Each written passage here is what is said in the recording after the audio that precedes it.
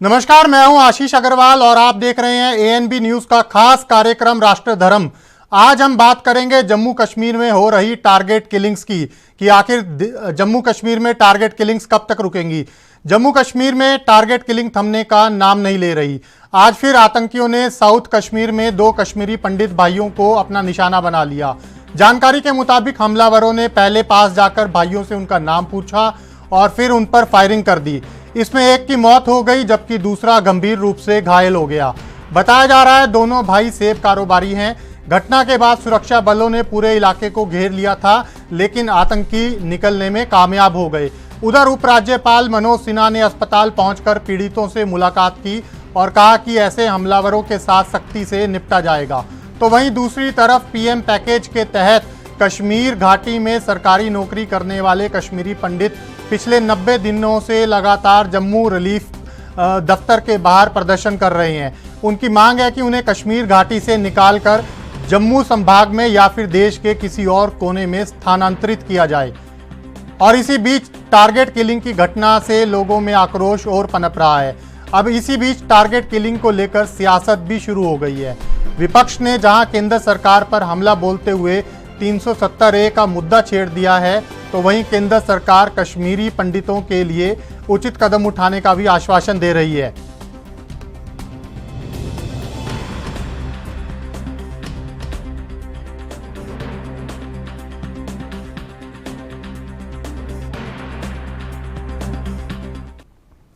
तो चलिए आज की चर्चा को हम आगे बढ़ाएं। उससे पहले हम सीधा चलेंगे जम्मू कश्मीर अपने संवाददाता रविंदर श्रीवास्तव के पास और उनसे जानेंगे कि आज दरअसल हुआ क्या, वहां पर आतंकियों ने किस तरीके से दोनों भाइयों को अपना निशाना बनाया।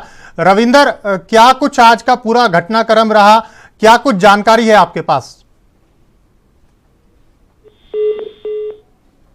तो चलिए, अभी लगता है रविंदर से संपर्क नहीं हो पा रहा है। अभी रविंदर श्रीवास्तव से हम दोबारा जुड़ेंगे, लेकिन इस बीच मैं आपको एक बार फिर बता दूं कि जम्मू कश्मीर में टारगेट किलिंग थमने का नाम नहीं ले रही है। आज फिर आतंकियों ने साउथ कश्मीर में 2 कश्मीरी पंडित भाइयों को अपना निशाना बना लिया। जानकारी के मुताबिक हमलावरों ने पहले पास जाकर भाइयों से उनका नाम पूछा और उन पर फायरिंग कर दी। इसमें एक की मौत हो गई जबकि दूसरा गंभीर रूप से घायल हो गया। बताया जा रहा है कि दोनों भाई सेब कारोबारी हैं। तो फिलहाल हमारे साथ 2 खास मेहमान जुड़े हुए हैं। सबसे पहले हम रुख कर लेते हैं, एमके योगी साहब हमारे साथ जुड़े हुए हैं, कश्मीरी पंडित हैं। योगी साहब, सबसे पहला मैं आपसे ही सवाल लेना चाहूंगा कि आखिर ये जो घटनाएं हो रही हैं इससे क्या असर पड़ रहा है आप लोगों की जिंदगी पर, और आप जो लगातार मांग उठा रहे हैं क्या कुछ उसको लेकर सरकार की तरफ से कहा जा रहा है?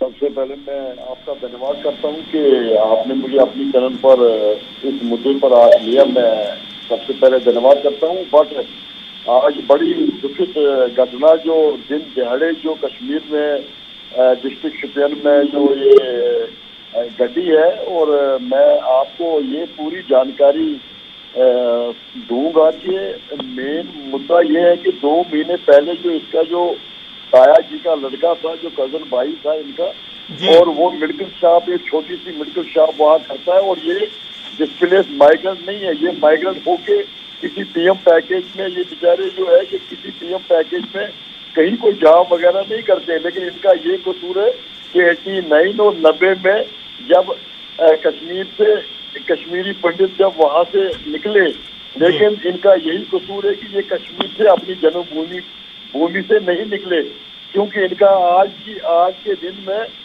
आज ये बड़ी अफसोस और दुख से हमें ये चीज कहना पड़ता है कि सबसे पहले तो हम उस सुनील जी को श्रद्धांजलि देंगे और उनके परिवार को ऊपर वाला मामाई भगवती माता जो उनको हिम्मत और हौसला दे, और उसका जो दूसरा भाई जो पिंटू जी है जो अपनी मौत की जंग इस वक्त हॉस्पिटल में लड़ रहा है।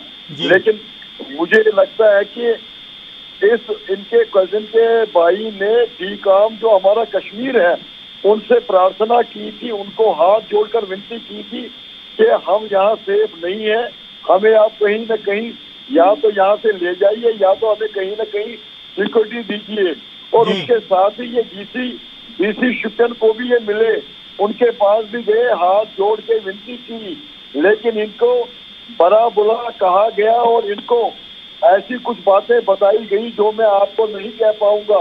बस ये बीजेपी सरकार और बीजेपी की जो जेके यूटी में जो हमारे मनोज सिन्हा साहब है, अब रही पीएम पैकेज बच्चों की बात, अगर पीएम पैकेज के बच्चों की अगर बात आप करेंगे, अभी 100 दिन से ऊपर इनका जो प्रोटेस्ट हर ट्रैजिक कैंप में चल रहा है और यहाँ रिलीफ ऑर्गेनाइजेशन में भी चल रहा है, लेकिन आज तक कोई भी एडमिनिस्ट्रेशन की तरफ से कोई भी पदाधिकारी इनके पास नहीं गया।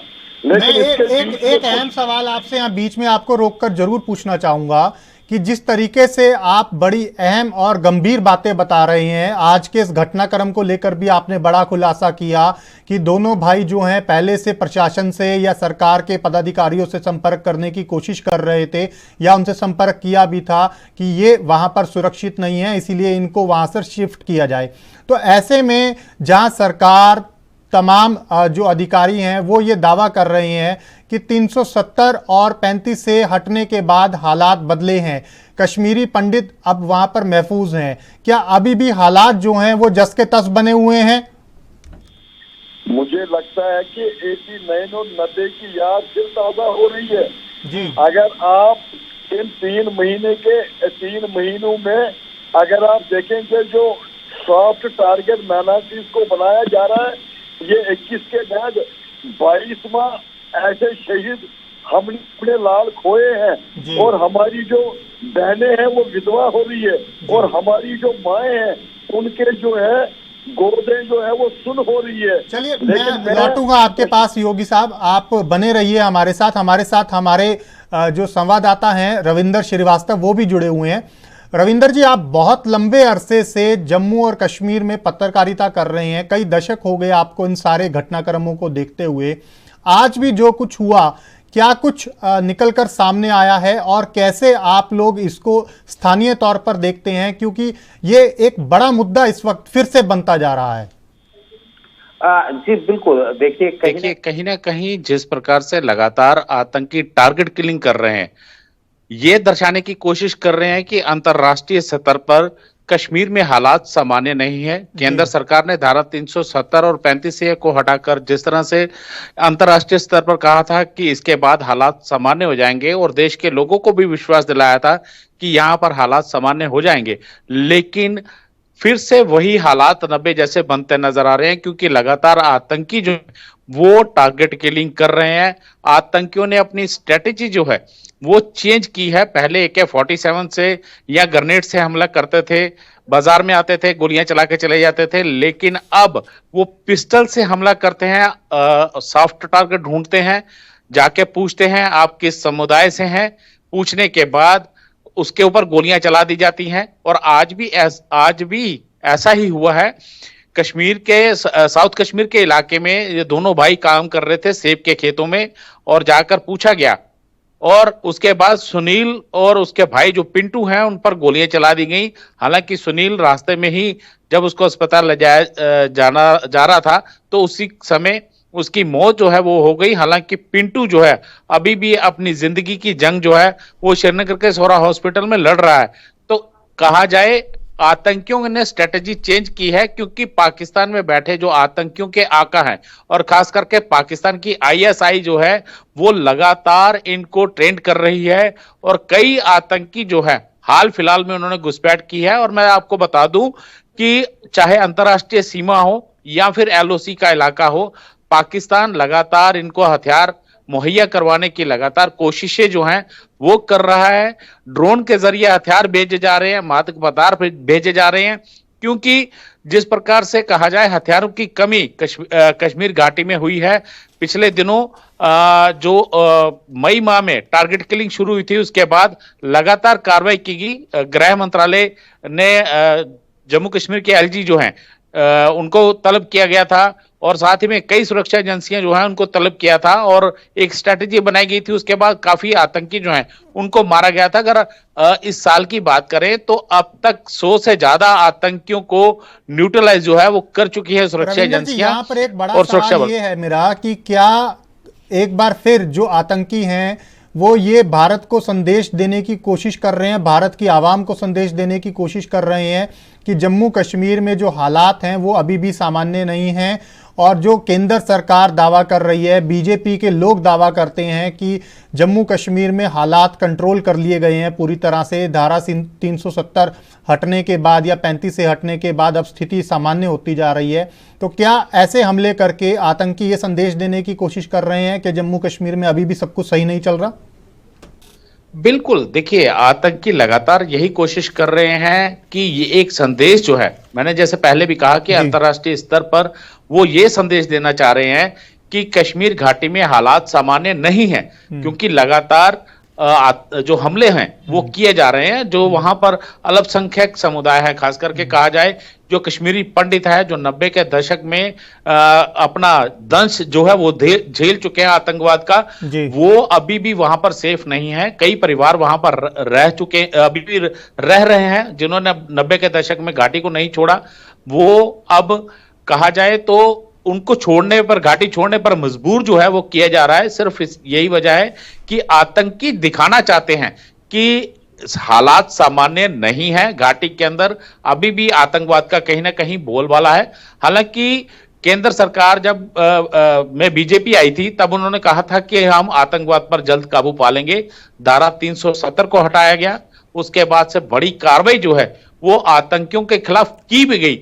कई आतंकी कमांडर जो हैं, चाहे वो टॉप के थे या फिर निचले दर्जे के आतंकी थे, उनको मौत की नींद सुला दिया गया। हालांकि जब कहा जाए कश्मीर घाटी के अंदर जिस प्रकार से पहले के हालात थे उनमें कुछ कमी जरूर आई है, लेकिन अभी भी आतंकी जो हैं वो लगातार अपनी नापाक हरकतों को अंजाम देने की फिराक में हैं। और यही वजह है कि रविंदर जी, मैं आपके पास लौटूंगा। एमके योगी जी, मुझे ये बताइए कि लगातार जो कश्मीरी पंडित हैं वो मांग कर रहे हैं कि कश्मीर घाटी से उनको जम्मू शिफ्ट किया जाए या भारत के दूसरे किसी भी राज्य में, किसी भी कोने में उनको शिफ्ट कर दिया जाए। इसको लेकर लगातार धरने प्रदर्शन चल रहे हैं। क्या कुछ आपकी वहां पर स्थानीय प्रशासन से या अधिकारियों से या उपराज्यपाल से कोई बातचीत हो पाई हो? क्या कुछ निकलकर इसमें सामने आ रहा है, और क्या आप लोगों को लगता है कि सरकार सुरक्षा नहीं दे पा रही है जिसके चलते आप लगातार ये मांग उठा रहे हैं? बिल्कुल बिल्कुल इनसिक्योर हैं हमारे बच्चे जो है वो वादी में इस वक्त अपने आप को बिल्कुल सुरक्षित नहीं समझ सकते हैं कि उनकी जो पीड़ा है, क्योंकि इन्होंने बच्चों ने भी बहुत जो पीएम पैकेज के जो बच्चे हैं, हमने इन बच्चों को एज एम्बेसडर जो है हमने 2010 में इनको वहाँ भेजा था, इसलिए कि ताकि वहाँ कश्मीर में हमारे बच्चे जो है और वहाँ की मजाकी कम्युनिटी का एक पुल का काम करेंगे ये लोग। बस एक चीज है कि हमें अफसोस से ये बात कहना पड़ता है कि इन 8 सालों में जिस बीजेपी की सरकार ने कश्मीरी पंडितों के ऊपर जिस तरीके की राजनीति आज चल रही है, और जो बीजेपी की नजरों और इनके पास पता नहीं ये कौन सी ऐनक है कि ये कहते हैं कि कश्मीर में अमन और शांति है, क्योंकि इनके लीडर जो है उन्हीं को ये चीजें नजर आती है। लेकिन पीएम पैकेज के बच्चे जो है इन्होंने हाथ जोड़कर LGUT जो हमारी जम्मू JNK है, इन्होंने हमारे लेफ्टिनेंट गवर्नर आदरणीय माननीय मनोज सिन्हा जी के साथ भी कई बार इनके पास पहले भी, आज 2010 से लेके अभी 3-4 साल से ये कई बार इनके पास जाके मिले। इससे पहले मुर्तू साहब थे, इससे पहले जो भी यहाँ जितने भी गवर्नर, लेफ्टिनेंट गवर्नर पहले थे, उनसे भी इन्होंने अपनी मांग रखी थी। लेकिन इसकी सुनवाई जो है, क्योंकि यहाँ की एडमिनिस्ट्रेशन जो है ये टस से फंस नहीं है, और पीएम पैकेज के बच्चों ने पीएम ऑफिस में जाके पीएम ऑफिस में अपना मेमोरेंडम दिया था, और होम मिनिस्टर के दिल्ली में जाके होम मिनिस्टर के ऑफिस में भी इन्होंने अपनी बात रखी थी, और उसके बाद इन्होंने जंतर मंतर दिल्ली में भी अपना प्रोटेस्ट दर्ज किया था। और 100 दिन से ज्यादा आज कश्मीर की तमाम ट्रैफिक कैंपों में वो सड़कों पर है। हमारी बहनें, हमारे बच्चे, तो उनके जो पूरा परिवार, जो उनके छोटे छोटे बच्चे स्कूल जाते थे, लेकिन 100 दिन हो गए। कुछ जो हमारे प्रोटेस्ट में जो पीएम पैकेज के बच्चे जो थे वो यहाँ जम्मू आ गए, और जम्मू जो हमारा रिलीफ कमिश्नर ऑफिस जो है वहां पर उन्होंने अपना। चलिए मैं लौटूंगा आपके पास। रविंदर जी, एक बात बताइए, आज के घटनाक्रम में एक बड़ा अहम विषय निकलकर सामने आ रहा है कि आज जो एसओपी थी उसका उल्लंघन किया गया। जिन ये कश्मीरी भाइयों के साथ वारदात हुई उनको सुरक्षा मुहैया करवाई गई थी, लेकिन वो सुरक्षा को छोड़कर बाहर निकल गए। तो क्या इसके ऊपर निकलकर सामने आया है एसओपी का क्या वाकई में उल्लंघन हुआ है वहां पर आज? जी बिल्कुल। देखिए, कहीं ना कहीं जिस प्रकार से कश्मीर घाटी में जो कश्मीरी पंडित रह रहे हैं उनको सुरक्षा जो है वो मुहैया करवाई गई है। कुछ एक परिवार जो हैं उनको मुहैया करवाई गई है सुरक्षा, लेकिन कहीं ना कहीं कहा जाए तो जिस प्रकार से सुरक्षा बल अगर साथ में है तो किसी भी कश्मीरी पंडित को अगर कहीं निकलना है तो उनको साथ लेकर निकलना चाहिए, क्योंकि हालात सामान्य नहीं है। ये चीज सोचनी होगी, क्योंकि लगातार टारगेट जो है आतंकी कर रहे हैं। अभी तीन से 4 दिन पहले जो कश्मीरी गैर कश्मीरी लोग थे, बिहार से काम करने वहां पहुंचे हुए थे, उनके ऊपर हमला किया गया। उनमें एक जो है बिहार का रहने वाला एक शख्स जो है, हालांकि वो मुस्लिम समुदाय से था लेकिन गैर कश्मीरी था। इसी वजह से आतंकियों ने उनको टारगेट किया और एक की हत्या कर दी, और लगातार ग्रेनेड अटैक भी जो है वो भी किए जा रहे हैं ताकि या वहां पर दहशत जो है फैलाई जा सके और लोग घाटी छोड़ने को मजबूर हो जाएं।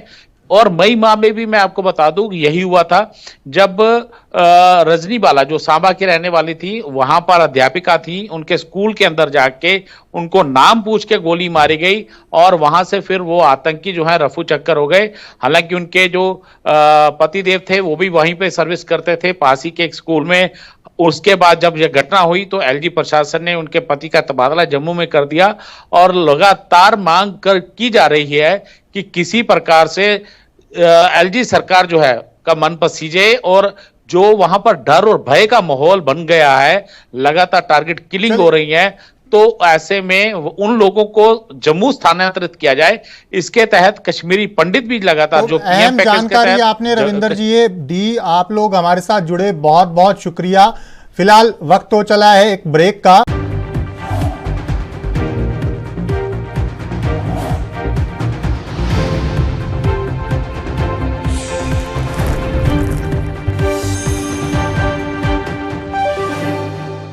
ब्रेक के बाद बहुत स्वागत है आपका। आज हम चर्चा कर रहे हैं कि आखिर जम्मू कश्मीर में टारगेट किलिंग कब तक।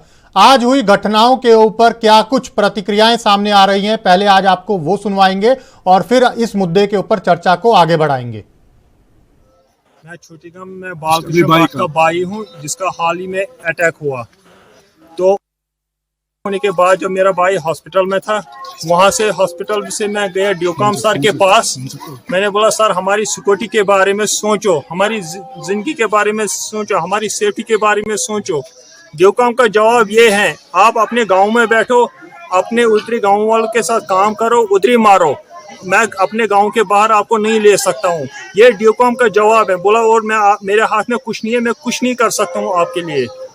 तो ये के पास गए, डीसी साहब पहले बात ही नहीं सुनते, उसके बाद बोलते हैं जो बोलना है बोलो और निकलो यहाँ से, जाओ। ये कौन सा तरीका हुआ उनका? नहीं है, जब ड्योकाम के हाथ में कुछ नहीं है तो हम यहाँ क्या कर रहे हैं? तो आज भी वही हुआ जो पहले मेरे भाई के साथ हुआ। प्रोटेस्ट ही टारगेट किलिंग के बेस पे शुरू हुआ था। हम पिछले 15 साल से वहाँ काम कर रहे थे, हमें कोई प्रॉब्लम नहीं थी। हमें वहाँ लोकल लोग हमें हमारी हेल्प करते थे। लेकिन जब उन्होंने अपना एक रवैया बदल लिया कि वो टारगेट किलिंग करके लोगों को मारे जा रहे थे, तो हमारी बहन उसमें रजनी वाला शहीद हो गई। आपने वीडियो देखा होगा, वो अपनी जान बचाने के लिए और अपने बच्चे की जान बचाने के लिए कितनी जिद्दोजहद कर रही थी। वीडियो देखे होंगे आपने, वहाँ उसका पर्स कहाँ पड़ा हुआ था, चप्पल कहाँ पड़ी हुई थी।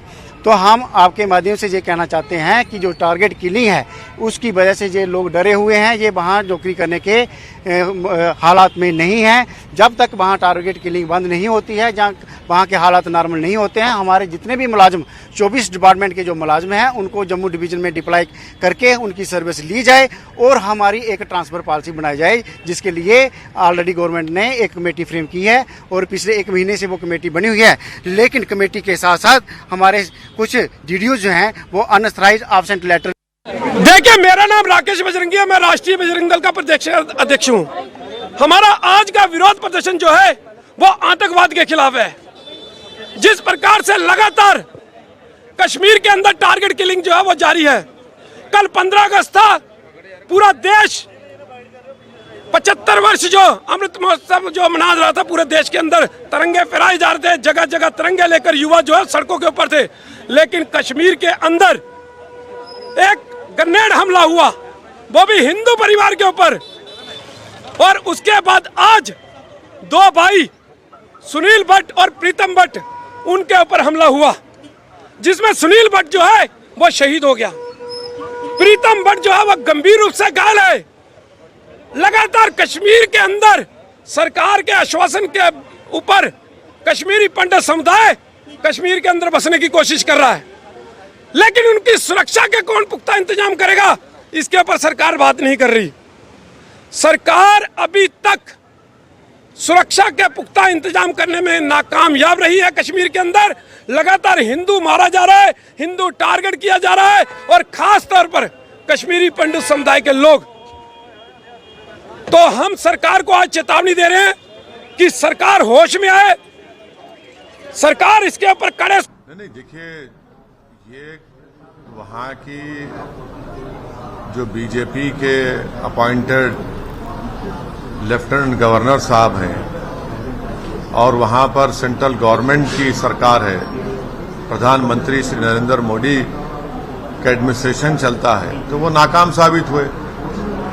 370 इसलिए हटाया देश को ये कहकर के पूरे पंडितों को फायदा होगा, कश्मीर में अमन हो जाएगा। तो ये तो पहला हमला नहीं है कश्मीरी पंडित पर, जो बरसों की मेहनत के बाद उनको लाकर वहां पर वो आ रहे थे, रह रहे थे। आज वो उनको आप उन कश्मीरी पंडितों को आप बिल्कुल ही अनसेफ कर दिए, और वो इसलिए अनसेफ हो रहे हैं क्योंकि आपकी सरकार ने उनको के सेफ्टी प्रोवाइड करने में सरासर नाकाम साबित हुई है, और कश्मीरी पंडित तो अब कश्मीर छोड़ के जाना चाह रहे हैं। हमने और आपने देखा कि वो प्रोटेस्ट कर रहे थे रोडों पर आकर, उनके एनक्लेव्स को रातों में पुलिस बंद कर दी थी कि वो निकल कर ना जाए कहीं। तो ये मोदी सरकार की नाकामी का एक और मिसाल है कश्मीर में, और इसकी पूरी जिम्मेदारी जो है वो भारतीय जनता पार्टी और उनकी सरकार पर आती है कि उन्होंने वो कश्मीरी पंडितों को उनकी जान की हिफाजत करने में ये उन लोगों के, तमाम लोगों के मुंह पे तमाचा है जो कश्मीर फाइल्स में हुए फिल्मों को काल्पनिक बता रहे थे। उन 500, 1000, 5 लाख लोग जो अपने घरों से निकाल दिए गए थे, उनके बारे में जो बोल रहे थे उनको कि ये तो हो नहीं सकता, ये प्रोपेगेंडा फिल्म है, या इस फिल्म को यूट्यूब पे वगैरह देखना चाहिए। पहली बात तो मैं उनसे कहना चाहूँगा कि आपसे बड़ा पाखंडी मैंने दुनिया में नहीं देखा है, और आप उस ट्रेजेडी पर काम करते हैं। ये बहुत सारे लोग भी मैं देखता हूँ सोशल मीडिया बोलते हैं अनुपम खेर अब कहाँ हैं, शोपियान के। अरे हमने कश्मीर फाइल्स बनाई तो आपके दिल में दर्द जागा और आपके पास वो व्यंग बातें आई कि ये सब हो रहा है। ये बिल्कुल शर्मनाक बात है कि अभी भी कश्मीरी पंडितों के साथ वही अत्याचार हो रहा है।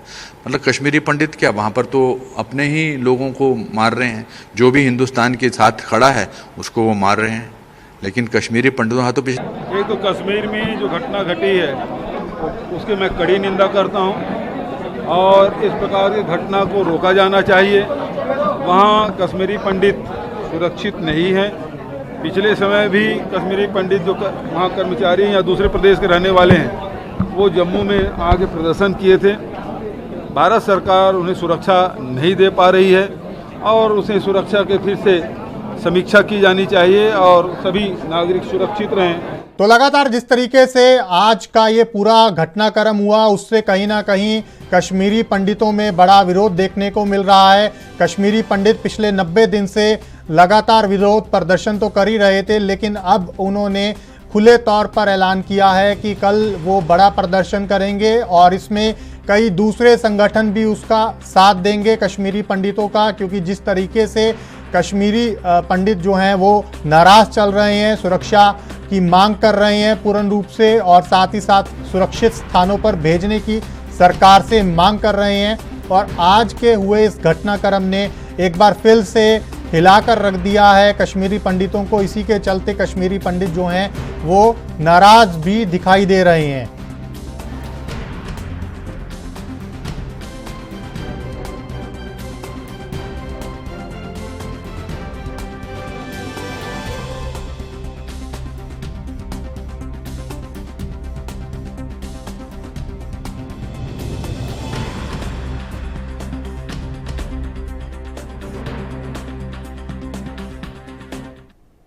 तो group captain retired VN Jha साहब हमारे साथ जुड़े हुए हैं, डिफेंस एक्सपर्ट हैं। उन्हीं से सीधा जानेंगे कि आखिर वो किस तरीके से ऐसे घटनाक्रमों को देखते हैं, क्योंकि लगातार जो टारगेट किलिंग है वो होती जा रही है। मई के बाद जो सिलसिला है वो काफ़ी बढ़ चुका है। कैप्टन साहब, मैं आपसे ये जानना चाहूँगा कि जिस तरीके से आप इस पूरे घटनाक्रम को देख रहे हैं, क्या कुछ एनालाइज किया है आपने? आखिर क्यों ये जो टारगेट किलिंग है वो नहीं रुक पा रही? आशीष जी नमस्कार, अपने चैनल से बुलाने के लिए बहुत बहुत धन्यवाद। देखिए, कश्मीर में जो भी चल रहा है ये कोई नया चीज नहीं है। जब से ये 29 जनवरी 30 जनवरी 1990 से शुरू हुआ था, उन दिनों में मैं कश्मीर में था, एयरफोर्स स्टेशन में पोस्टेड था, तो मैंने कश्मीर को उन दिनों से देखा हुआ है। और जो अभी चल रहा है कोई ज्यादा खास फर्क नहीं है। हाँ, कुछ चीजें ऐसी हुई हैं जिसके अभी परिभाषा बदल गए हैं। उन दिनों में सब कहते थे कि ये टेररिज्म है और टेररिज्म का कोई धर्म नहीं होता है।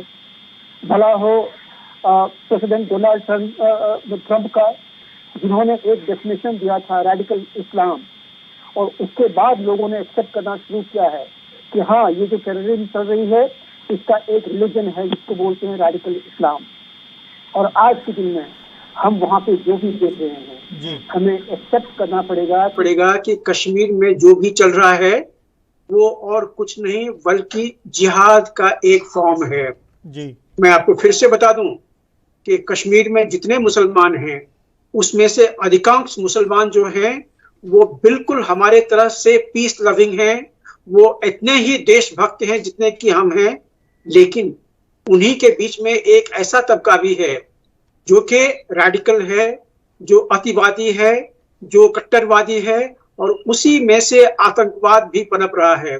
तो आज के दिन में कश्मीर में जो भी हो रहा है वो सिर्फ पाकिस्तान के इशारे पे नहीं हो रहा है, इसमें हमारे कश्मीर के भी घटक हैं जो कि इसमें एक्टिवली पार्टिसिपेट कर रहे हैं। तो ये चीज हम बिल्कुल मान लें कि आज के जितने भी ये इस तरह की घटनाएं होंगी जिसको आप टारगेट किलिंग का नाम दे दीजिए, जिसको आप जिहाद का नाम दे दीजिए, या जिसका जो भी नाम दे दीजिए, अगर एक भी पंडित वहां पे असुरक्षित महसूस करेगा तो वो वहां से पलायन कर जाएगा। देखिए, यही मांग भी हिंदू कश्मीरी ऐसे लोग नहीं हैं। मुझे आप 30 सेकंड और दे दीजिएगा। जी।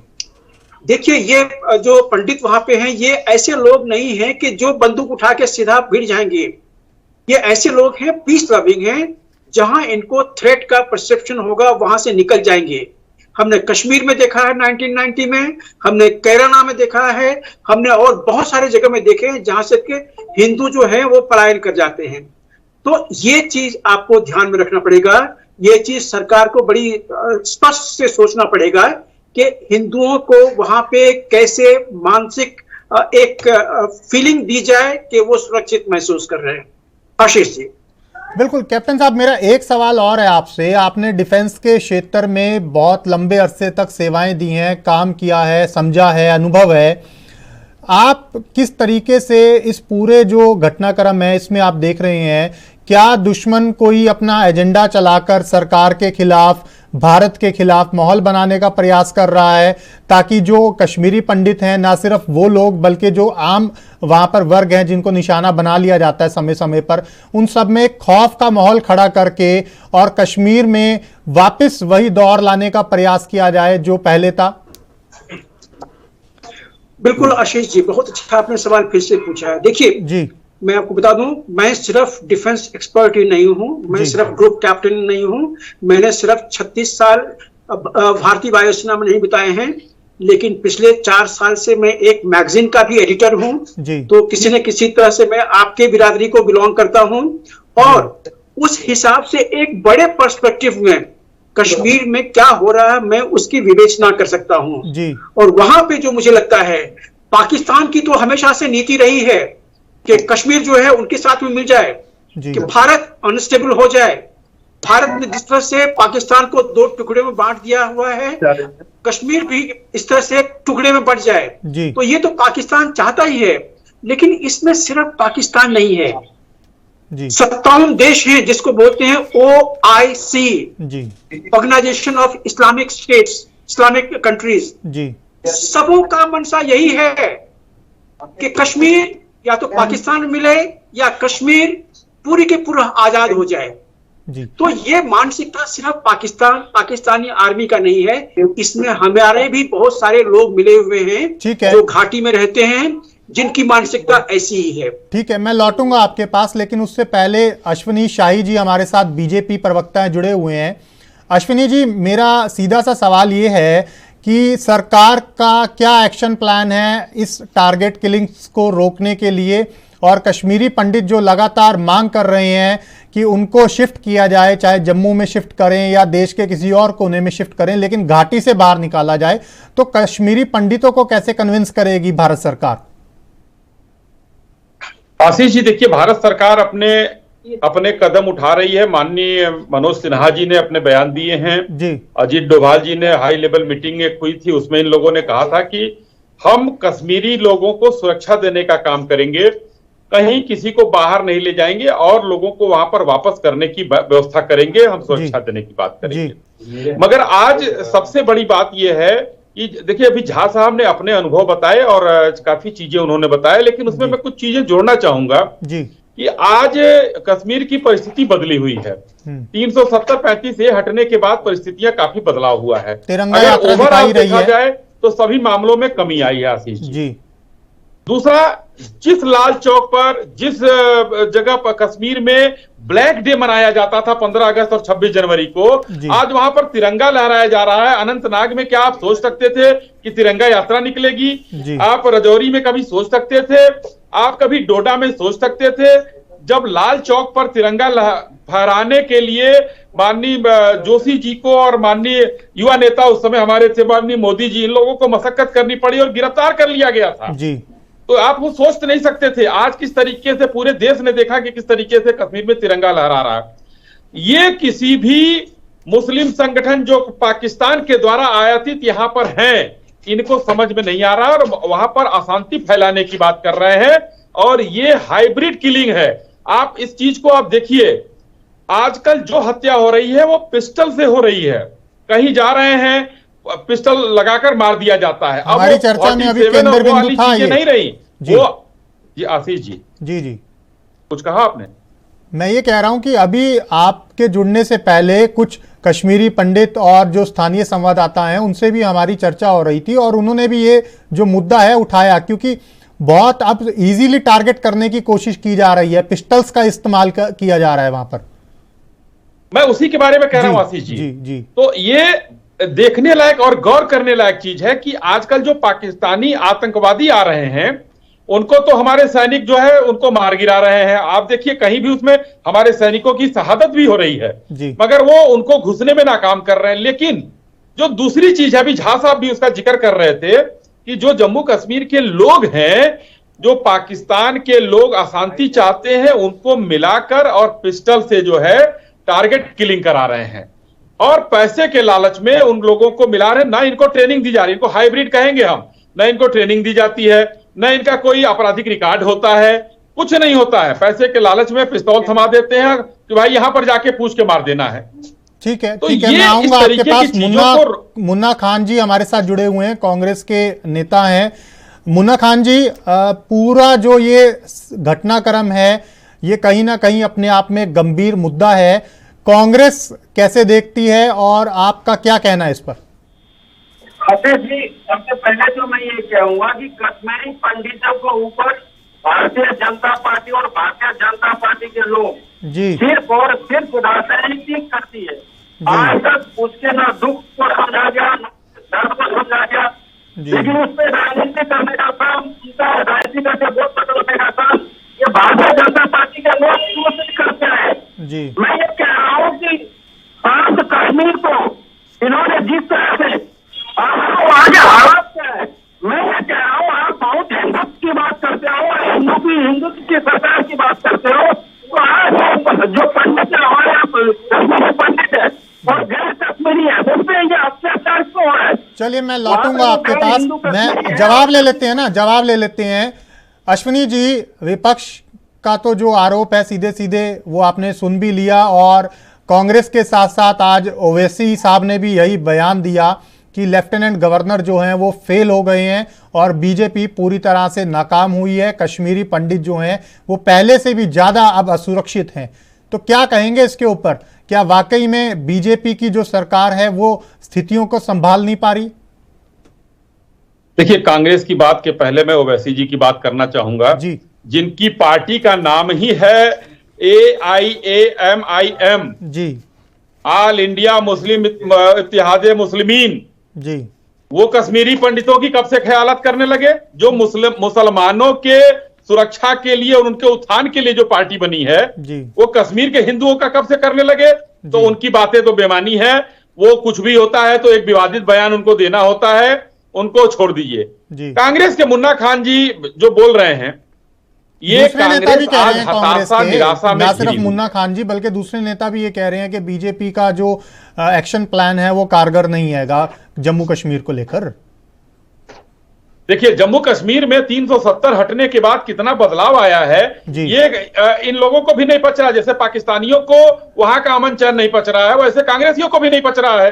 आज वहां पर जो है तो एक OIC जो मुस्लिम संगठन है, वहां के लोगों ने 5 लाख स्क्वायर फीट में मॉल बना रहे हैं वहां जी। आज वहां पर IIT खुल रहा है, आज जो है वहां पर मैनेजमेंट के IIM खुल रहे हैं, एम्स खुल रहा है। तो ये सब चीजें विकास की, सड़कों का 20 किलोमीटर रोज सड़कें बन रही हैं आशीष जी। ये जहां सड़कें, रजौरी जैसे जगहों पर इंटीरियर में 1000 की आबादी को मुख्य सड़क से जोड़ने का काम सरकार कर रही है वहां। तो जब जहां सड़कें नहीं थी वहां बहुत सी चीजें होती थी, अब तो आसानी से हर जगह हमारी फिलहाल बने रहिए। अभी मुझे एक छोटा सा ब्रेक लेना है, ब्रेक के बाद भी हम चर्चा को जारी रखेंगे। फिलहाल एक छोटा सा ब्रेक।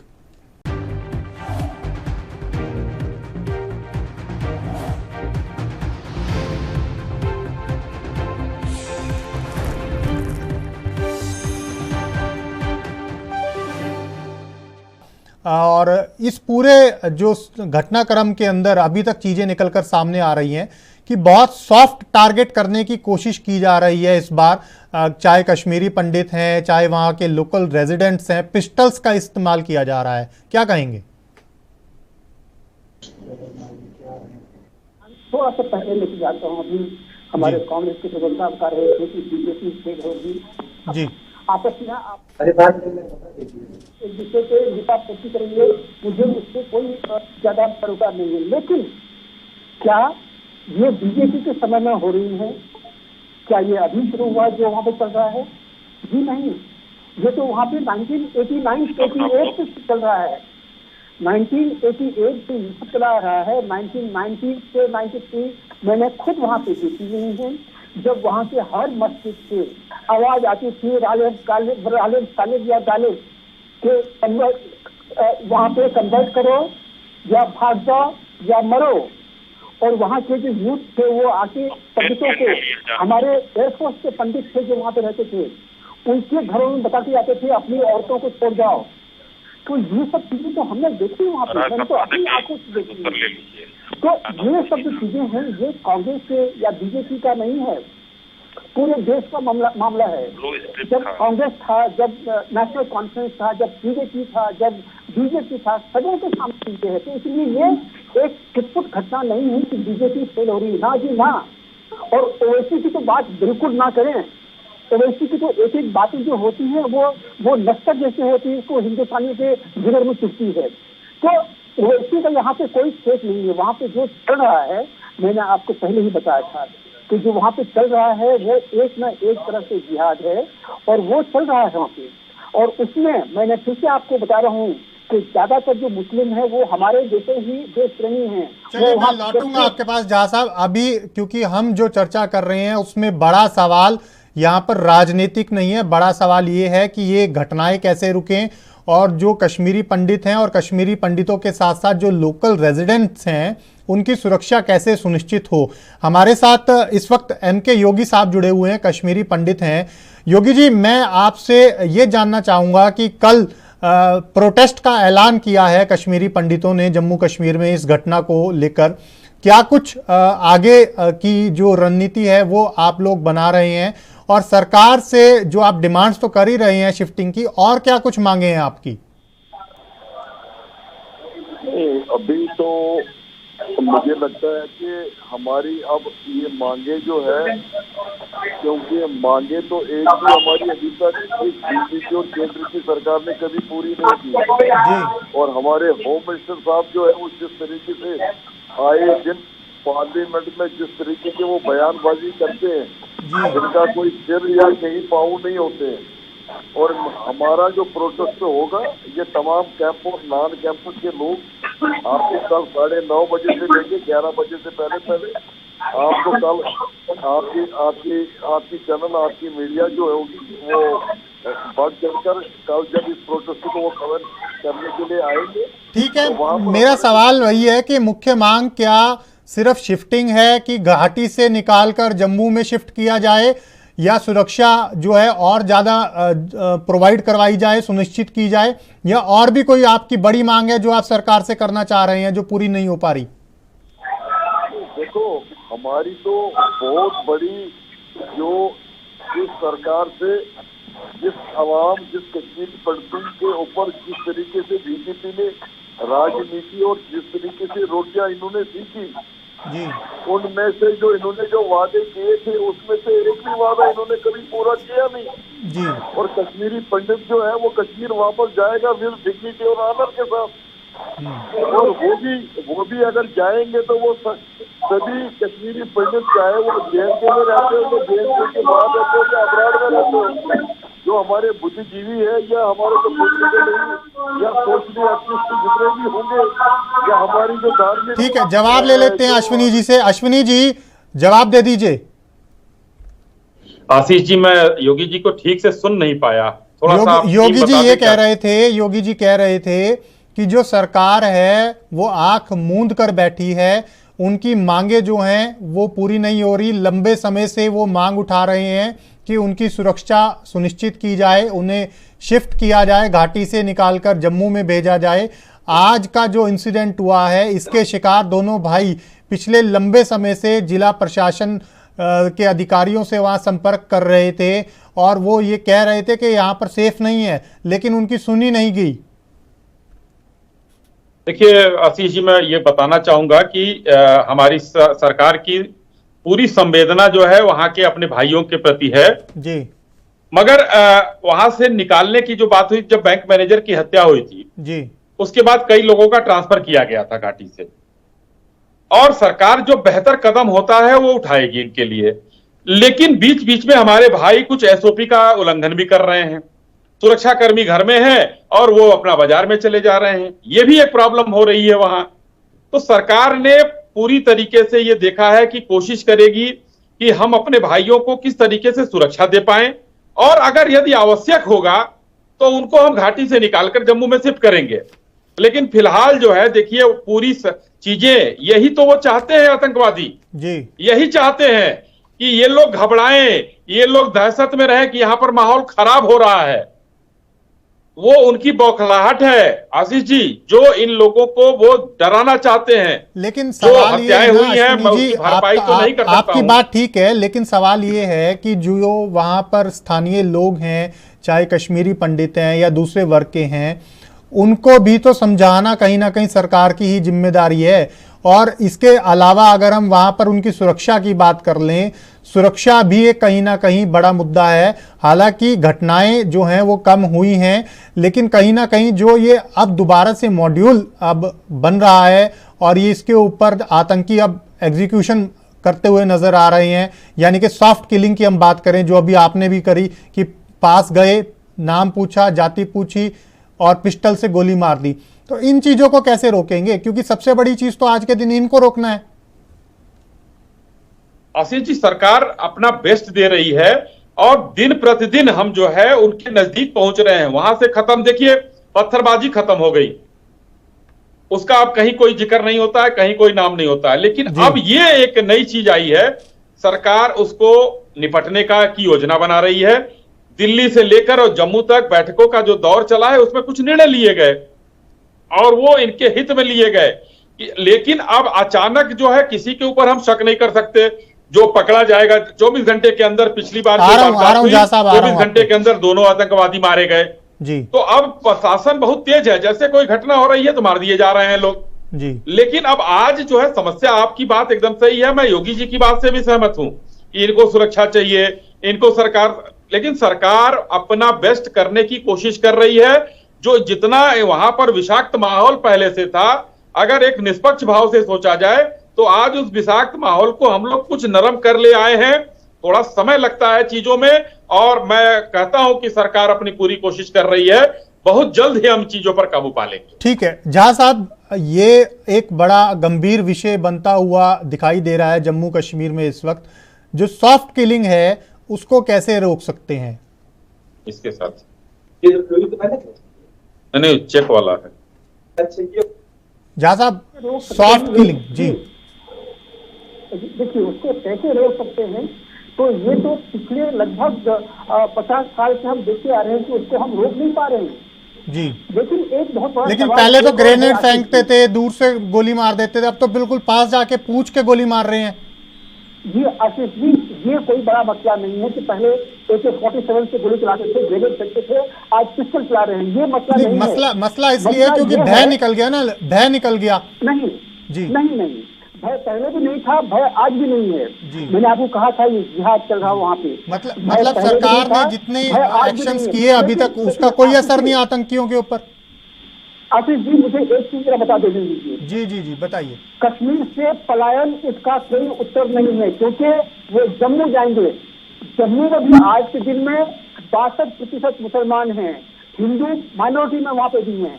वहाँ पे भी अगर उनके ऊपर में बंदूक चला दिया गया या ग्रेनेड फेंक दिया गया है, AK-47 चला दिया, तो फिर कहाँ जाएंगे वहाँ से भाग के वो? तो ये पलायनवाद आंसर नहीं है यहाँ पे। मुझे लगता है कहीं न कहीं जो राज्य सरकार है, जो वहाँ पे एडमिनिस्ट्रेशन है यूनियन टेरिटरी की, और अमित शाह जी, इनको एक पहल करनी पड़ेगी जिसमें कि जो कम्युनिटी सिक्योरिटी होती है, जहाँ जहाँ भी पंडित हैं उनके लिए एक पुख्ता सशक्त सिक्योरिटी उनके लिए उपलब्ध कराई जाए, जिसमें कि कोई इंफिल्ट्रेट ना कर सके और उनको सशक्त किया जाए। वो जो वहाँ पे आपको पता होगा, जम्मू में भी कुछ जोड़ा डिस्ट्रिक्ट में, रजौरी डिस्ट्रिक्ट में लोगों के हाथ में बंदूकें दी गई थी कि अगर कोई आतंकवादी आए तो तुम बंदूक चलाओ। इस तरह की जो सिक्योरिटी है वो शायद घाटी में भी देनी जरूरत पड़ जाएगी, क्योंकि ये लोग एक ही आदमी, 2 आदमी, 5 आदमी आते हैं और अपना काम करके चले जाते हैं और दहशत हिंदुओं के मन में फैला जाते हैं, जिससे कि लिए सब लोग जो कह रहे हैं बिल्कुल ठीक कर रहे हैं, वो आज वहाँ पे सुरक्षित नहीं है। कल अगर उनका वहाँ पे प्रोटेस्ट है तो बिल्कुल जायज है, क्योंकि जब तक आप उनको मानसिक सुरक्षा वहाँ पे नहीं दीजिएगा, जब तक ये गारंटी नहीं दी जाएगी कि वहाँ पे उनकी लाइफ, उनकी फैमिली वहाँ पे सेफ है, तब तक वो वहाँ पे कैसे रहेंगे? बिल्कुल, जब तक मानसिक सुरक्षा नहीं मिलेगी, कहीं ना कहीं विश्वास जो है वो नहीं बन पाएगा। योगी जी, मैं आपके पास आना चाहूंगा। अश्विनी जी बीजेपी प्रवक्ता हैं, वो यही कह रहे हैं कि सरकार अपना काम कर रही है, लेकिन आप लोगों को भी संयम रखना होगा। क्या आपको लगता है कि इस पूरे प्रकरण में जितना भी ये लगातार मई के बाद इंसिडेंट्स चल रहे हैं, कि सरकार का जो रवैया है वो पूरी तरह से अब ढिलमुल वाला है, जो आप लोग आरोप भी लगा रहे हैं, या सरकार जो आपसे मांग भी कर रही है, सरकार आपसे चाह भी रही है कि आप साथ दीजिए, संयम रखिए, क्योंकि अगर आप लोग ही शिफ्ट हो गए, जम्मू चले गए या कहीं दूसरी जगह चले गए, तो जो उनका आतंकियों का उद्देश्य है वो कामयाब हो जाएगा। तो आपको क्या संयम रखने में कोई दिक्कत है? नहीं, आप मुझे ये बताइए, जिनको हमने खोया जी, जिन बच्चों को हमने खोया, जिन्होंने शहादत दी, जिन बहनों ने शहादतें दी, उनके परिवार, उनके घर वालों को ये क्या जवाब देंगे? अभी भी ये इंतजार कर रहे हैं। 8 साल में इनको नजर नहीं आ रहा है, ये आंखों के अंधे हैं, कानों के बहरे हैं, इनको समझ नहीं आ रहा है कि हमने करना क्या है। क्योंकि यहाँ की जो गवर्नमेंट की जितनी भी यहाँ की एडमिनिस्ट्रेशन है, इवन JK जो मनोज सिन्हा साहब है, इनका कोई ध्यान नहीं है डिस्प्ले कश्मीरी। आज गए तो हैं मनोज सिन्हा साहब, आज भी घटना के तुरंत बाद मौके पर पहुंचे और उन्होंने कहा है कि वो सख्ती से निपटेंगे। क्या वो वापस आएगा? क्या सुनील जी को वो वापस ला सकते हैं? ये खाना पूर्ति करना बंद कर दीजिए, आप 0 ग्राउंड पर काम कीजिए।